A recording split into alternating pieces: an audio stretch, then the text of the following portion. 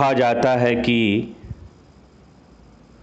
गौतम बुद्ध को वैशाख पूर्णिमा के दिन पीपल के वृक्ष के नीचे ज्ञान की प्राप्ति हुई। तो कई बार यह प्रश्न उठता है कि आखिर गौतम बुद्ध को क्या ऐसा मिल गया था कि वे बुद्ध बन गए? क्या उन्होंने कोई चमत्कारिक शक्ति हासिल कर ली थी, या फिर वे पानी पर चलने लगे थे, या फिर वे लकड़ी के डंडे को सांप में बदल देते थे, या कहीं उन्होंने ऐसी चमत्कारिक शक्ति तो नहीं हासिल कर ली थी कि उनके हाथ के इशारे से वे चंद्रमा को 2 टुकड़ों में बांट देते थे, या कहीं वे अपनी इच्छाओं से इस दुनिया में तबाही, प्रलय या तूफान या किसी भी ऐसी प्रक्रिया का नियंत्रण कर लेते थे। वास्तव में ये बहुत ही गहरा प्रश्न है कि आखिर बुद्ध को कौन सा ऐसा ज्ञान प्राप्त हुआ कि वे बुद्ध बन गए। हम सबसे एकदम अलग वैशाख पूर्णिमा की रात को पीपल के वृक्ष के नीचे आखिर क्या उनको ऐसा प्राप्त हो गया था कि जिसने उनका जीवन बदल कर रख दिया, और उसके साथ साथ अनगिनत लोगों के जीवन में बड़ा ही गहराई से परिवर्तन लाया। तो इसी रहस्य को हम इस ज्ञान की प्राप्ति के खंड में सुलझाने का प्रयास करेंगे कि आखिर बुद्ध को क्या प्राप्त हुआ था।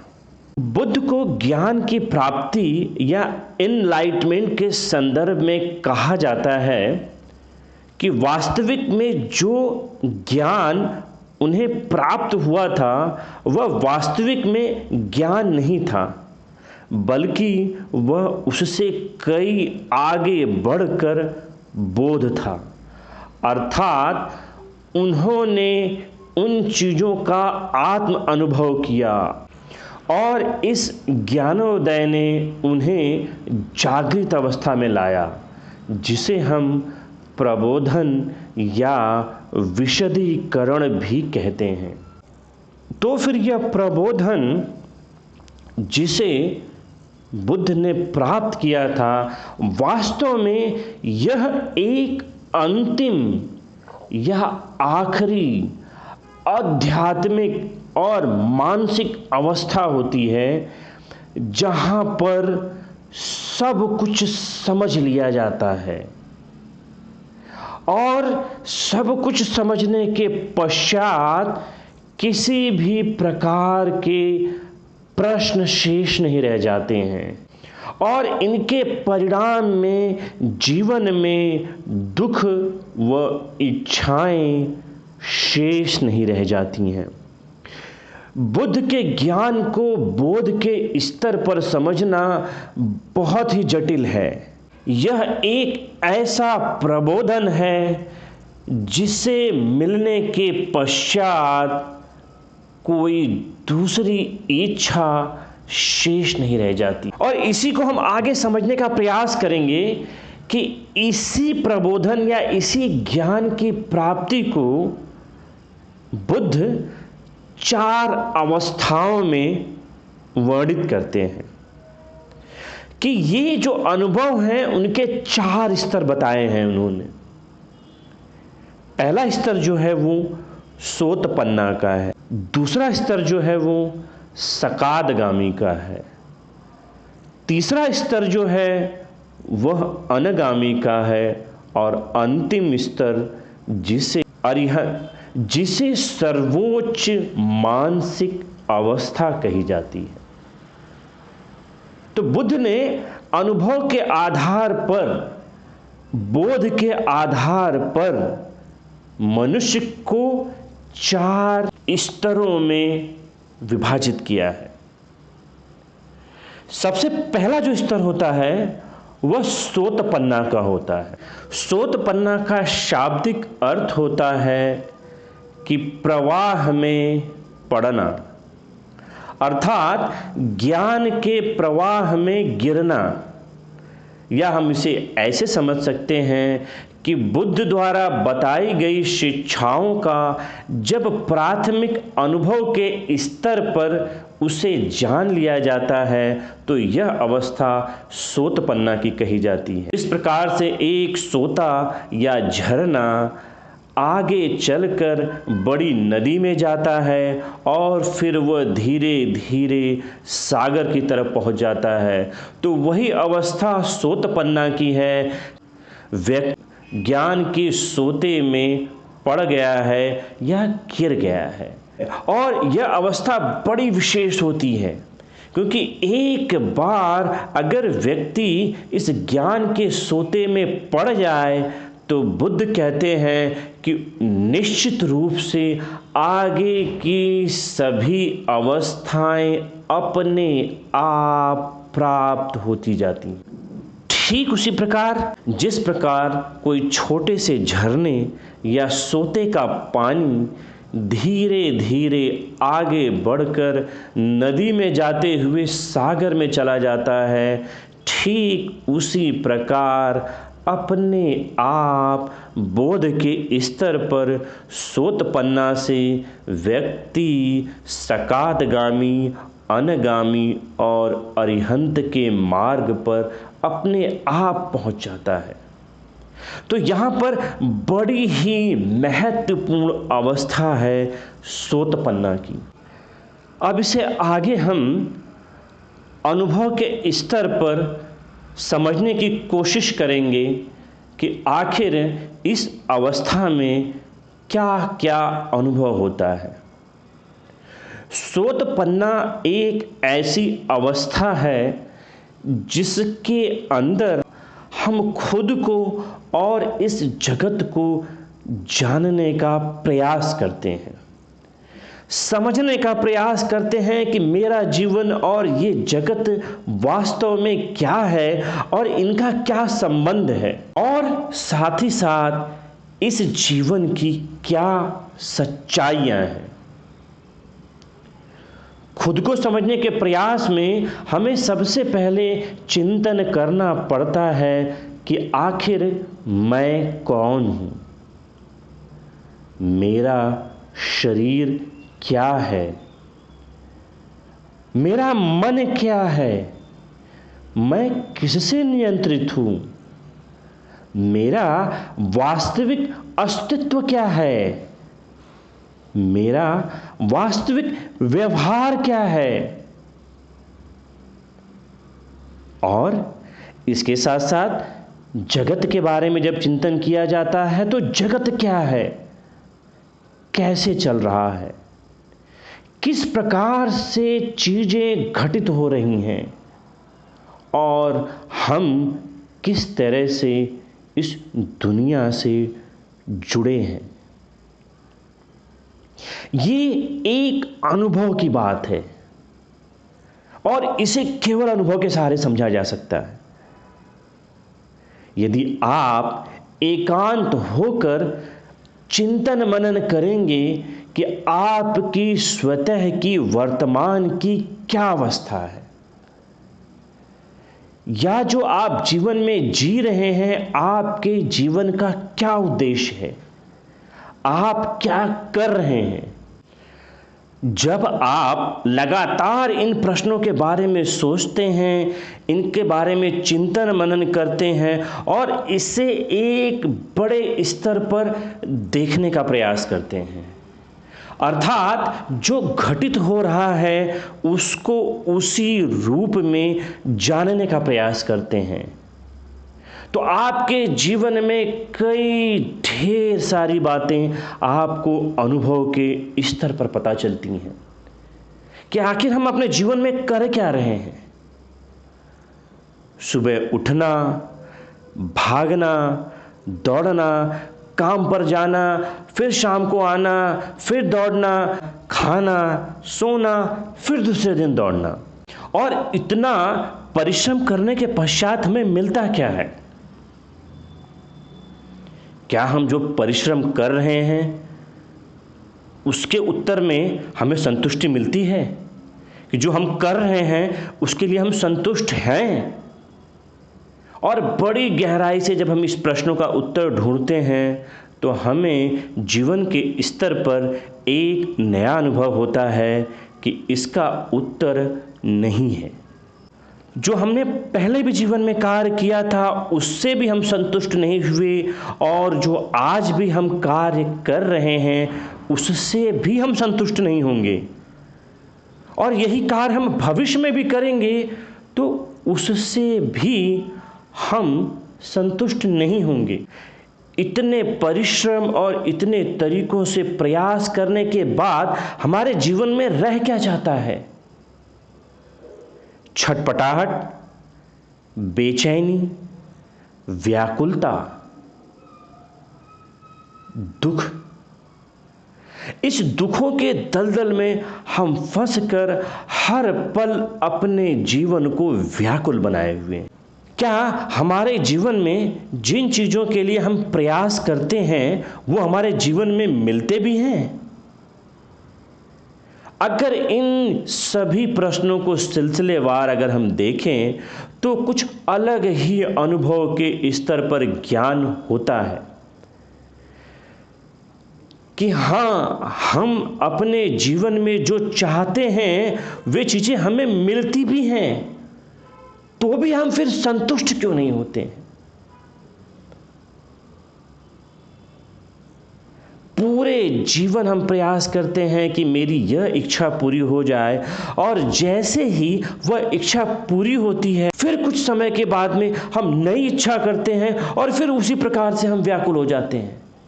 तो यहाँ पर पहला प्रयास में तो वो चीज़ें अगर नहीं मिली तो उसकी ना मिलने की वजह से तो हम व्याकुल रहते हैं, मगर वो चीज़ मिलने के बाद भी फिर से हम व्याकुल हो जाते हैं। तो ये जीवन कहाँ जा रहा है, किस तरफ जा रहा है?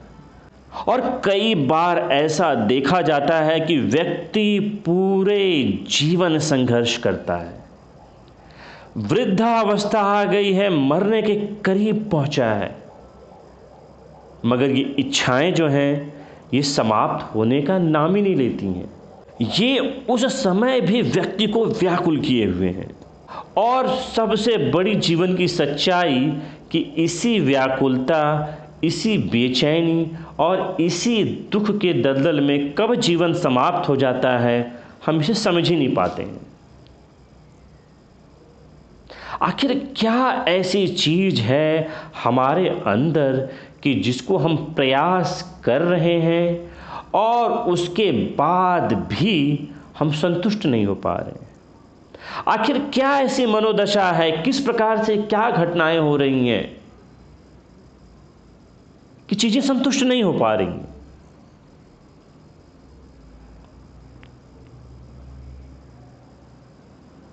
क्या खुशियां इस बाह्य जगत में हैं? क्या खुशियां हमारे अंगों में हैं? क्या खुशियां हमारे अंदर है? कहां है? आखिर क्या ऐसी चीज है कि हम संतुष्टि नहीं हो पा रहे? इसे समझना थोड़ा जटिल है। कई बार इस प्रकार की अवस्थाओं का व्यक्ति को बोध ही नहीं होता है, और कई बार बोध हो भी जाता है तो इनके कारणों का पता नहीं चल पाता है कि इस दलदल से आखिर कैसे निकले। और ये पूरा खेल हमारे मन के स्तर पर चलता है। तो इसे समझने के लिए एक छोटा सा सरल उदाहरण समझते हैं कि किस प्रकार से हमारी मनोवृत्तियां, हमारे विचार और हमारे व्यवहार बदलते हैं और हमें पता भी नहीं चलता है। एक उदाहरण से समझें इसे। फिलहाल आज की तारीख में अगर देखा जाए वर्तमान में, तो क्रिकेट खेल का बड़ा ही लोगों में क्रेज है, उत्साह है। हम एक उदाहरण में देखते हैं कि भारत और पाकिस्तान के बीच में एक क्रिकेट मैच चल रहा है और आप भारत की तरफ से दर्शक बनकर स्टेडियम में बैठे हैं। आपके साथ में आपका 4 या 5 साल का बेटा उस स्टेडियम में उस मैच को देखने गया है और वहीं पर आपके पास एक व्यक्ति और बैठा है जो पाकिस्तान का दर्शक है और ये क्रिकेट मैच को देख रहे हैं। जैसे कि क्रिकेट मैच के अपने नियम होते हैं, अपनी चीज़ें होती हैं, तो भारत और पाकिस्तान में बड़ा ही प्रचलन है, इसके बारे में किसको बताने की ज़रूरत नहीं है। वहाँ पर एक अवस्था उत्पन्न होती है और आप देखिए कैसे कैसे हमारी मनस्थितियाँ बदलती हैं।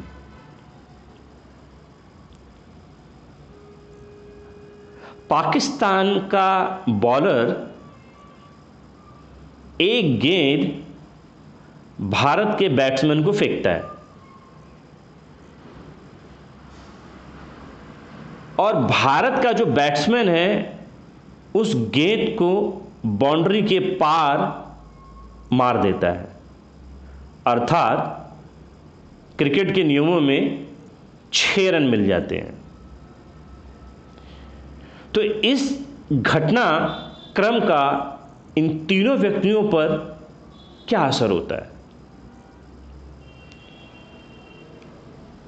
जो भारत का दर्शक है वो पूरी तरह से उत्साह से उछल पड़ता है, खुशी में झूम जाता है और वहीं पर जो 5 साल का बच्चा है उस दृश्य को देखने के पश्चात उसे कुछ समझ में नहीं आता है और वो न्यूट्रल या साधारण बना या वह न्यूट्रल रहता है। मगर वहीं पर पाकिस्तान का दर्शक हताश व निराश हो जाता है। तो एक ही घटनाक्रम ने तीनों पर अलग अलग प्रभाव कैसे डाला?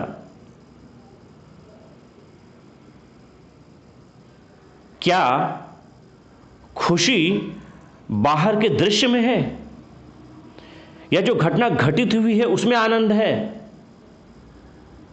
अगर उसमें आनंद होता तो एक ही घटना तीनों पर अलग अलग प्रभाव कैसे डालती? अगर बाहर आनंद होता तो तीनों को खुश होना चाहिए था, मगर यहां पर एक खुश हो रहा है, एक निराश हो रहा है और एक पर कोई असर नहीं पड़ रहा है। अर्थात बाहर सुख नहीं होता है, अर्थात बाहरी दृश्यों में कोई सुख नहीं होता है या सुख बाहर नहीं होता है। तो फिर सुख कहां है? आनंद कहां है? क्या हमारी आंखों में है जिसने उस दृश्य को देखा? तो फिर से प्रश्न उठता है, अगर खुशी हमारी आंखों में होती तो तीनों को समान अनुभव होता। उस भारतीय दर्शक को भी समान अनुभव होता, उस बच्चे को भी समान अनुभव होता और उस पाकिस्तान के भी दर्शक को समान अनुभव होता। मगर यहां पर अनुभव अलग अलग हैं। तो हम ये भी नहीं कह सकते हैं कि खुशियां आंखों के माध्यम से मिलती हैं। फिर कहां से मिलती? कई बार कहा जाता है कि हमारे मन में मिलती हैं या माइंड को मिलती हैं,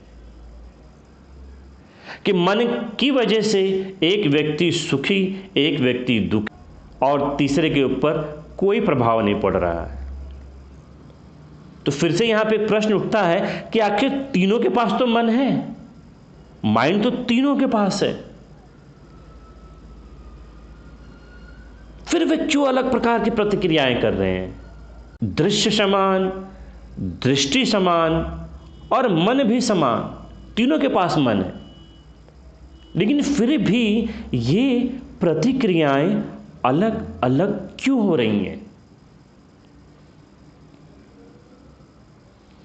अब इसे थोड़ा सा इस उदाहरण को आगे बढ़ाते हैं।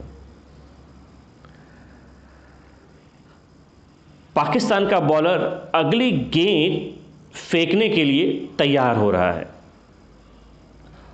इस दौरान ये जो 3 व्यक्ति हैं ये अलग अलग तरीके से क्या सोचते हैं। भारतीय दर्शक फिर से चाहता है कि इस गेंद पे भी 6 रन मिले, जबकि उसकी ये इच्छा पिछले गेंद पर पूरी हुई है, लेकिन वो फिर से चाहता है कि इस गेंद पर उसे फिर से 6 रन मिले। वहीं पे पाकिस्तान का दर्शक ये बिल्कुल नहीं चाहता है, और वहीं पे जो छोटा बच्चा है उसे कोई फर्क नहीं पड़ता है क्या नहीं। फिर आगे अगली गेंद पाकिस्तान का जो बॉलर है वह भारतीय बैट्समैन को फेंकता है, और भारतीय बैट्समैन फिर से उस गेंद को लहरा कर मारता है और गेंद बाउंड्री की तरफ हवा में बढ़ती हुई दिखाई देती है।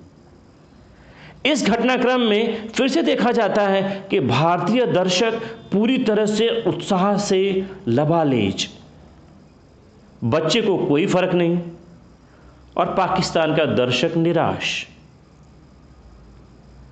मगर वो गेंद बाउंड्री के पहले ही पाकिस्तानी फील्डर द्वारा कैच कर ली जाती है।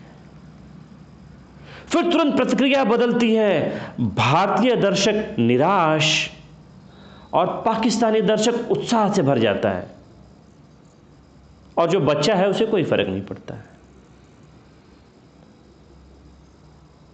यहां पर ध्यान देने वाली बात है, घटनाक्रम एक है, उनको देखने का तरीका भी एक है, और वे घटनाएं परिभाषित भी हमारे मन में हो रही हैं, वो तीनों के पास में मन है, वो भी एक है। तो आखिर ये परिवर्तन होता कैसे है, प्रतिक्रिया अलग अलग क्यों होती है? और इसका उत्तर फिर हमें मिलता है कि इन तीनों व्यक्तियों की इच्छाएं अलग अलग हैं। अगर इन इच्छाओं को अगर हम देखें तो इनकी हमें 2 प्रकृति मिलती है। एक वह प्रकृति कि हम अपनी इच्छाओं के अनुकूल घटनाक्रम को होते हुए देखना चाहते हैं। अगर घटनाक्रम के अनुकूल घटनाएं घटती हैं तो हम खुश होते हैं, और जैसा हम सोचते हैं, जैसा हमारी इच्छाएं हैं, उसके प्रतिकूल घटनाक्रम होती हैं तो हम निराश होते हैं। ये हमारा इंसानी व्यवहार है, और इसे अगर हम बड़ी गहराई से समझें तो इसी बात को तृष्णा कहा गया है, अर्थात तीव्र इच्छाओं का उत्पन्न होना। यह मूलभूत सबसे बुनियादी कारण है कि दृश्य समान होने की वजह से, आंखें समान होने की वजह से, मन भी समान होने की वजह से वहाँ पर उनकी तृष्णाएं अलग अलग हैं। इसी वजह से हमें परिणाम भी अलग अलग मिलते हैं, और यही व्यवहार हम अपने वर्तमान जीवन में, अपनी दिन प्रतिदिन की घटनाओं में भी हम लाते हैं। इसी वजह से हमारे अंदर दुख और सुख, इन दोनों का लगातार समीकरण चलता रहता है। बुद्ध इसे समझाते हुए आगे कहते हैं कि हमारे शरीर के 6 अंग, आँख, कान, नाक, जीभ, शरीर व मन, इनके जरिए विषय का जब संपर्क होता है तब हमारे अंदर सुखद संवेदना जागृत होती है, और वह सुखद संवेदना की तीव्र प्रबल इच्छा हमारे व्यवहार को बनाती है, और उनके न प्राप्त होने की वजह से हम दुख के दलदल में फंस जाते हैं। 6 अंगों से अर्थात षडायतन से संपर्क या स्पर्श होता है, तब संवेदना या वेदना का एहसास होता है, जो अनुकूल या प्रतिकूल दोनों हो सकती है। अनुकूल एहसास तृष्णा को उत्पन्न करती है, अर्थात प्रबल इच्छाओं को उत्पन्न करती है, और यही प्रबल इच्छाएं आगे बढ़कर दुखों को उत्पन्न करती हैं। तो यहाँ पर सबसे बड़ी खास बात यह है कि जो इस प्रकृति को अनुभव के स्तर पर समझ ले, वही व्यक्ति सोतपन्ना की प्रारंभिक अवस्था माना जाता है। बुद्ध के अनुसार यदि हम इन मनस्थितियों को सही तरीके से अनुभव कर लें, जान लें, यहाँ पर एक बात सबसे खास है कि इसके बारे में क्रिया या प्रतिक्रिया क्या है उसके बारे में कोई प्रश्न नहीं है। कि आप इन इच्छाओं पर क्या निर्णय लेते हैं वो महत्वपूर्ण नहीं है, बल्कि इन सभी घटनाक्रमों को अपने अंदर घटित होता हुआ देखते हैं। अपने अंदर इन प्रकार के परिवर्तनों को आप अनुभव के स्तर पर स्वीकार करने लगते हैं। तो इसी अवस्था को सोतपन्ना की अवस्था कही गई है। संयुक्त निकाय के दीर्घ संयुक्त के सोतपत्तिवक्र के खंड में बुद्ध समझाते हुए कहते हैं कि रूप, वेदना, संज्ञा, संस्कार तथा विज्ञान के होने से, इनके उपादान से, इनके अभिनिवेश से ऐसा होता है। इनकी अनित्यता, दुखता तथा परिवर्तनशीलता को जान लेने से ये मिथ्या दृष्टियां नहीं होती हैं। जिस आर्य श्रावक को इनके तथा दुख समुदय, दुख निरोध तथा दुख निरोध प्राप्त कराने वाले मार्ग के प्रति शंका दूर हो जाती है, वह सोतापन्न कहलाता है। वह धर्म से च्युत ना होने वाला और निश्चित रूप से संबोधि प्राप्त कराने वाला होता है। तो इसी सोतापन्ना की अवस्थाओं को और अनुभव के स्तर पर हम जानेंगे। आप देखते रहिए बुद्ध और उनके संदेश। धन्यवाद।